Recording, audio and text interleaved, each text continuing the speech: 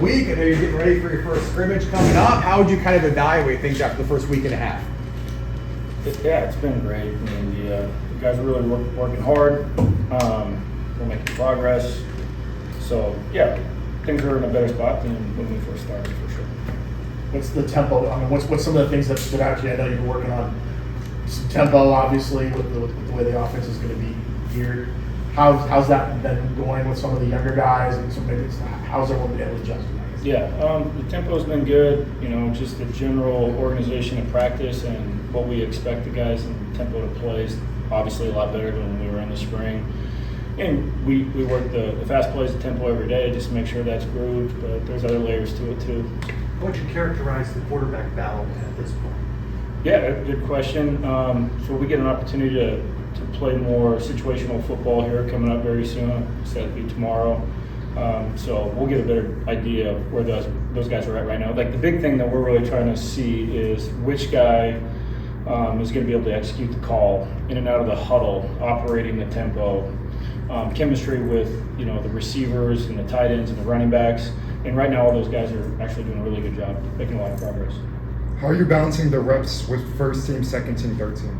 Yeah, it's pretty mixed across the board. We're starting to get closer than when we were in the spring, and it was obviously open competition as we came into camp, but here we are.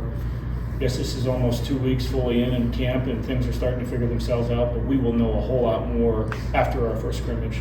We knew his Cam Fancher wasn't throwing in the stuff we got. Are you just kind of resting his arm, or what's his status? Yeah, Cam's the older guy, so early in practice we try to do some stuff that helps those guys out. Occasionally we'll do that for each position group, depending on what the day is and what each guy's need. Do you feel like you're getting closer to having a set five as far as the offensive line is concerned? The good news there is a handful of guys that can all operate, and the big thing with the offensive line outside of toughness, playing at full speed and being physical, would be the depth. And Coach Clark has done a tremendous job of bringing some of these guys that I guess you would say are unproven along, and they understand the scheme, and there's a set group there. Certain guys go in, and I'm not worried that they're not going to know what to do. And the depth there is a lot better than it was in the spring, for sure. What's the tight end room look like? I mean, you obviously have some guys that got some experience coming back, but you brought in some new guys. How's that maybe shaped out so far in the first week and a half? Yeah, another great question. Competition brings out the best in most of us, right? So the competition there is really good, but that's a really close room, and each guy kind of brings a different skill set for specific things. So there is competition. Everyone's fighting to get those balls where they know they're going to be the premium target. But they've done a really nice job across the board. Everyone's coming along and they're working hard. Now here we are in the dog days of camp. Things get tough. And we talk a lot about being all day tough in that position group specifically because they got to do a lot of stuff, right? It's the run game, it's the pass game, it's protection, it's a little bit of everything. And they're all coming along, but certainly each guy has its own skill set. Kylan Fox, how kind of camp has he had? He's a guy that was here last season, so I know we and everyone's more familiar with him. So what have you seen from Kylan? How is he going to help you guys this year? The great thing about Kylan is he's very he's interested in all layers of the game, offense and defense, so he asks a lot of really good questions. He studies really hard the playbook like all the other tight ends do. So he's the guy that played receiver in high school, and this is really his first full year playing tight end. So he's developing, and just like all these guys, we got stuff that we need to work on, but he's definitely a skill set there. You brought Dylan. Former UCF men's basketball player Diesel Coleman making the transition. Yeah. Also, probably the most improved player I would guess on the offense, and the last week and a half. And you can imagine why he hasn't played football since high school. But he certainly has some skills and some tools that we're working to refine. And listen, just as it goes for the entire offense, we got a long way to go, and a relatively short time to get there, but very pleased with the progress that he's made in a very short amount of time. Have you had situations like that during your career? Yeah, sure. So, my first year full-time position coach back in 2010 was coaching a kid named Julius Thomas off the basketball court back at Portland State, and it worked out pretty good. What are the talents, though, that Debo shows? Being a basketball guy all of his life. I know he played football in high school, but what do you see on the field? How does that translate to football? Yeah, sure. I mean, the first one is when you see the guy walk in the room, say, okay, that looks like a tight end. And he's not a scared kid. He is not afraid to be physical. We're just trying to hone in on some of the details of the fundamentals. The other layer is he's got pretty good hands. He's got soft hands. And, he's like a baby deer sometimes, and he would admit that, but he's making progress. And we're excited about seeing what we can get done with him in the next couple of weeks. And, yeah, it's a long season, so it's good to have depth for sure. You said you would know, or back on report day, you said you would know early on about certain stuff with basketball players transitioning. And what did you end up seeing now that we're about a week into camp? That's a good point. Really, the two things you're looking for is he physical enough to play the game of football? Okay, one, and you can't play on offense if you're not, and he's getting reps.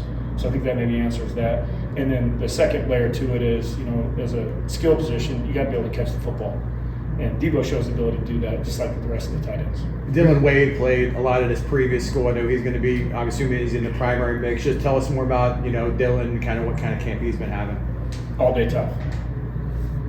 Yeah, physical kid. Well, how does that show on the field though? Like, is that? Can you elaborate a little bit more? I guess. Sure. Yeah.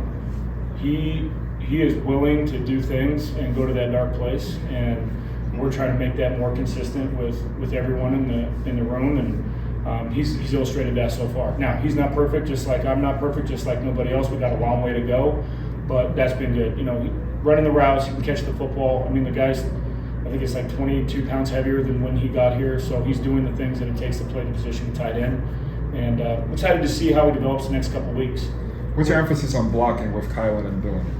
Yeah, both of them, that's not something that they were specifically asked to do a lot in previous stops. And, as we mentioned for Colin, he was more of a wide receiver in high school. So those things don't just happen overnight. I mean, listen, Coach Clark gets to work with the offensive line for 2 hours a day on the base fundamental, which is blocking. Tight ends are doing a lot of other stuff. They're catching passes, they're playing special teams. So, those reps are going to add up. And they certainly have shown that they're going to add up because we're a long ways away from where we started.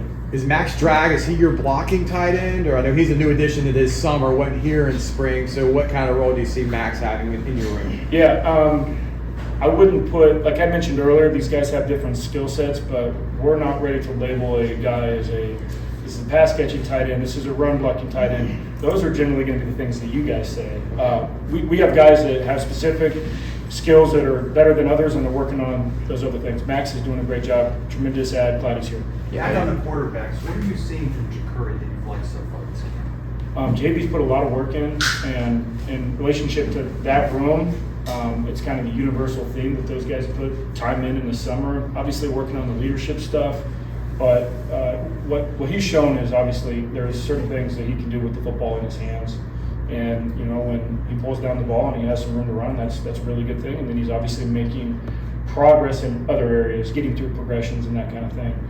But he's got leadership traits, just like the rest of the quarterbacks. It's really enjoyable to be around. Fun kid to be around. What more do you want to say?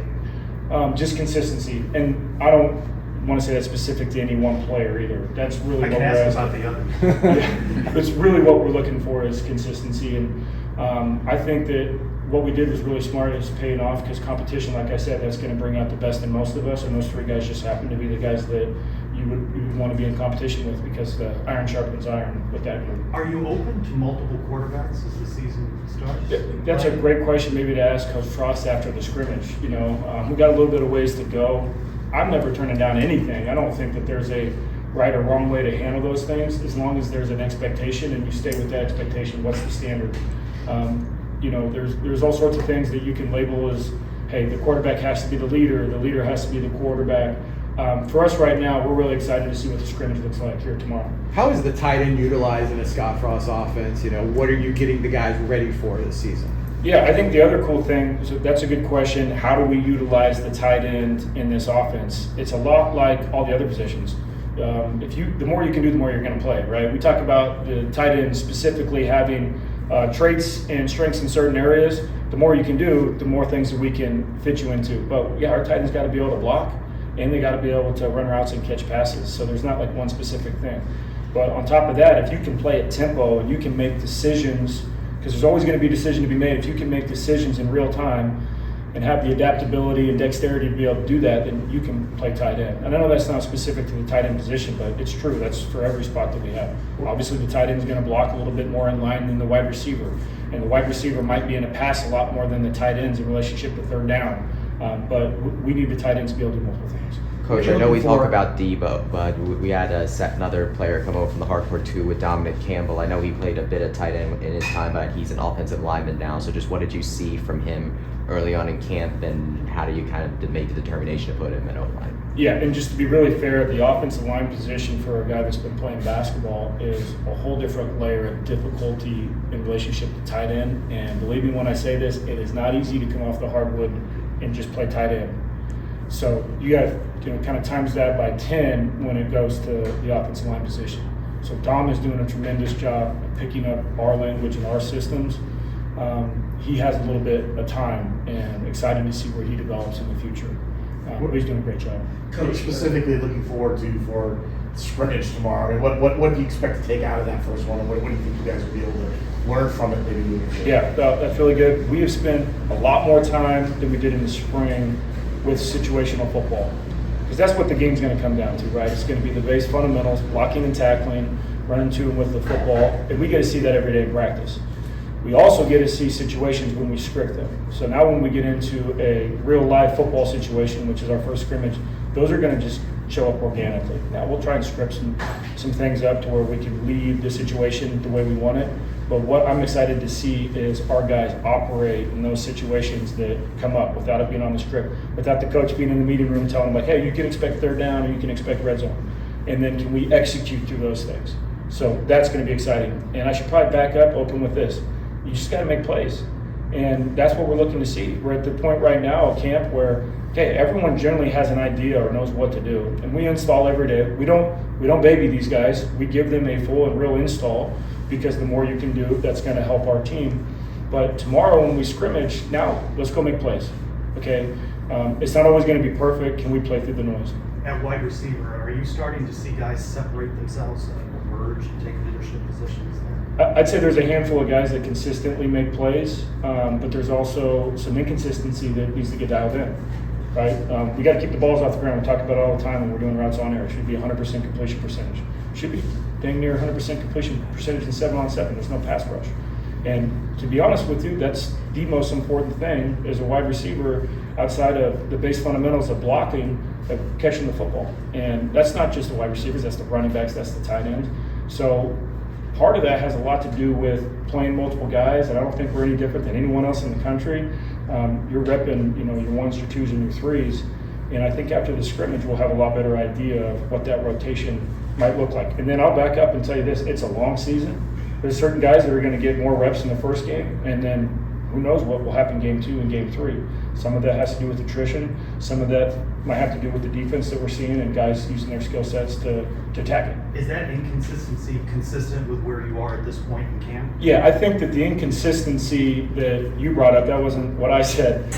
I think the inconsistency would be a lot more to do with it being practice 8 and not having a scrimmage under our belt yet. I'm very excited where this offense is right now. Obviously, we're tremendously further ahead than we were in the spring, but we still got a long way to go. And I think the guys would admit that, and they would say that. One question in the back here. Coach, a key point that a lot of people have spoken on, whether it's Taylor, whether it's Coach Frost, is that UCF's playing with a chip on their shoulder this year. How does that kind of translate, and how do you see that with the team so far? Yeah, I don't think you can play the game of football without a chip on your shoulder.